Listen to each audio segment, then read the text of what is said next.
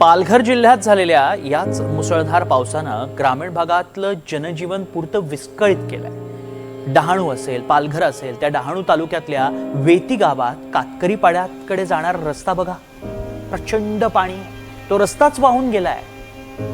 200हून अधिक कातकरी समाजातले नागरिक इथं राहतात आणि या मुख्य रस्त्याशी त्यांचा संपर्कच आता तुटलाय। बघा हे दृश्य बघा। तन्मय, हे जे पाईप आहेत ना, हे पाईप या रस्त्याच्या खालती टाकण्यात आले होते पाणी वाहून जायला। अगदी जवळजवळ 8 पाईप होते, त्याची अवस्था बघ काय ती। म्हणजे कोणाला वाटेल की इथे रस्त्याचं काम चाललंय आणि पाईप आणून नुसते टाकलेले आहेत, पण हे सगळंच वाहून गेलंय। खरं आहे, आणि त्यामुळेच हा रस्ताच आता बंद झाल्यानं गावाशी असलेला संपर्कच तुटलाय।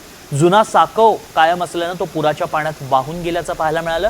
विद्यार्थी असतील, गावातले मजूर असतील, स्वतः गावकरी असतील, यांचे प्रचंड हाल झाले। मुख्य बाजारपेठ गाठणंही आता कठीण झालंय, त्यामुळे खायचं काय हा मोठा प्रश्न या वेती गावाच्या ग्रामस्थांना पडलाय। एवढंच नाही तन्मय, या वेती गावची स्मशानभूमी सुद्धा या पाड्याच्या जवळच आहे। आपत्कालीन परिस्थितीत सगळं गाव जेव्हा अडचण निर्माण होते त्यावेळेला हतबल असतं। तातडीनं कायमस्वरूपी लोखंडी पूल इथे उभारला जावा अशी ग्रामस्थांची यापूर्वीची पासून मागणी आहे प्रशासनाकडे। कदाचित हा एवढा मोठा रस्ता वाहून गेल्यानंतर प्रशासन जागं होईल अशीच आशा करूयात की प्रशासनानं लवकरच तातडीनं यावर पावलं उचलेल आणि ग्रामस्थांना लोखंडी पूल मिळेल।